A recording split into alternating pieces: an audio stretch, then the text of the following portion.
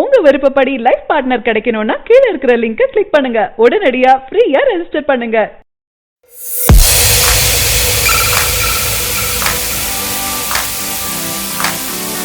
நடிகையர் திலகம் படத்திற்கு பிறகு நடிகை கீர்த்தி சுரேஷ் படங்களுக்கு என்று ஒரு எதிர்பார்ப்பு ரசிகர்கள் மத்தியில இருக்கு. அதன் பிறகு அவர் நடித்த சர்க்கார், சாமி ஸ்கொயர் போன்ற படங்களில் அவருக்கு முக்கியத்துவம் எதுவுமே இல்ல. இந்நிலையில தற்போது கீர்த்தி ஹீரோயினுக்கு முக்கியத்துவம் தரும் ஒரு படத்துல நடிக்க இருக்காங்க. தமிழ் மற்றும் தெலுங்கில் ஒரே நேரத்தில் உருவாகும் இந்த படத்தை புதுமுக இயக்குனர் நரேந்திரா இயக்குறாரு. தற்போது ஹைதராபாத்தின் அன்னபூர்ணா ஸ்டுடியோவில் 7 ஏக்கரில் செட் போடப்பட்டிருக்கு. மார்ச் 15ஆம் தேதி முதல் படத்தின் ஷூட்டிங் தொடங்குது. இதனால் வரை தென்னிந்திய சினிமாவில் மட்டுமே கவனம் செலுத்தி வந்தாங்க கீர்த்தி சுரேஷ். அவர் தற்போது ஹிந்தி சினிமாவில களமிறங்க இருக்காங்க. கீர்த்தி சுரேஷை தேடி தற்போது பாலிவுட் பட வாய்ப்புகளும் குவிய துவங்கி இருக்கு. பதாய் ஹோ பட புகழ் இயக்குனர் அமித் சர்மாவின் படத்தின் மூலம் ஹிந்தியில கீர்த்தி சுரேஷ் அறிமுகமாக இருக்காங்க என கூறப்படுது. இந்த படத்தை மறைந்த நடிகை ஸ்ரீதேவியின் கணவர் போனி கபூர் தயாரிக்கிறாரு. இவர் நடிகர் அஜய் தேவ்கனுக்கு மனைவியாக நடிக்க இருக்காங்க.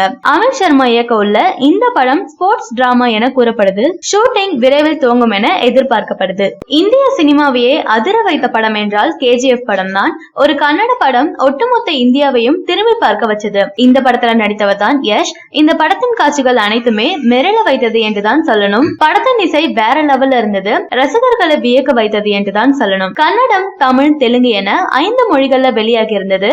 மேலும் தமிழில் நடிகர் சங்கத்தை சேர்ந்த விஷால் தன்னுடைய விஷால் பிலிம் ஃபேக்டரி மூலம் படத்தை தமிழ் உரிமையை வாங்கி வெளியிட்டிருந்தாரு. படத்தின் வரவேற்பு வேற லெவல்ல இருந்தது. ஹாலிவுட் படத்தை பார்ப்பது போல இருந்ததாக ரசிகர்கள் கூறியிருக்காங்க. இந்த படத்தை பார்ப்பதற்காக பல பிரபலங்கள் காத்திருந்தாங்க. பலரும் வாழ்த்து தெரிவிச்சிருக்காங்க. தமிழ் சினிமாவின் உச்சத்தில் இருக்கும் தளபதி விஜய் அண்மையில இந்த படத்தை பார்க்க வேண்டும் என ஆசைப்பட்டதால் படக்குழு சென்னையில் உள்ள திரையரங்கில் சிறப்பு காட்சி போடப்பட்டது. இந்த படத்தை தளபதி விஜயும் பார்த்துவிட்டு படம் அருமையாக வந்துள்ளதாகவும் படத்தில் நடித்த யஷ் மிக சிறப்பாக நடித்துள்ளார் எனவும் கூறி KGF படக்குழுவிற்கு வாழ்த்து தெரிவிச்சிருந்தாரு. படக்குழுவும் சந்தோஷத்துல கொண்டாடி இருந்தாங்க. இந்த படத்தின் இசை வெளியீட்டு விழாவில் கூட நடிகர் யஷ் படத்தை பற்றியும் தமிழ் ரசிகர்களை பற்றியும் பெருமையா பேசியிருந்தாரு. அதே போல நடிகர் விஷால் நடிகர் யஷை பற்றி பெருமையா கூறியிருந்தாரு. KGF படம் பாகமாக எடுக்க இருப்பதாக கூறியிருந்தாரு.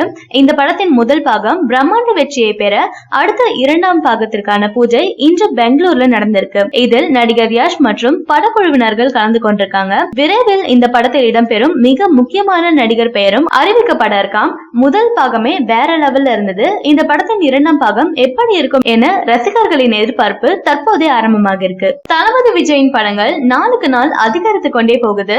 இன்னும் சொல்ல போனா அவர் நடிக்கும் படமே முடியாத நிலையில அதற்கடுத்த படங்களுக்கு எதிர்பார்ப்பு எகிரி கொண்டே போகுது. தளபதி தற்போது அட்லி இயக்கத்துல தளபதி 63 படத்துல நடிச்சிட்டு இருக்காரு. இதில் அவர் விளையாட்டு பயிற்சியாளராக நடிக்கிறார் என ஏற்கனவே அனைவருக்குமே தெரியும். இந்த படத்திற்கு இசை புயல் AR ரஹ்மான் இசையமைக்கிறாரு. மெர்சல் போலவே மாசான ஆல்பத்தை ரசிகர்கள் எதிர்பார்த்துட்டு இருக்காங்க. தளபதி விஜயின் அடுத்த படம் இயக்குனர் மோகன் ராஜாவுடன் தான் என உறுதியாகி இருக்கு.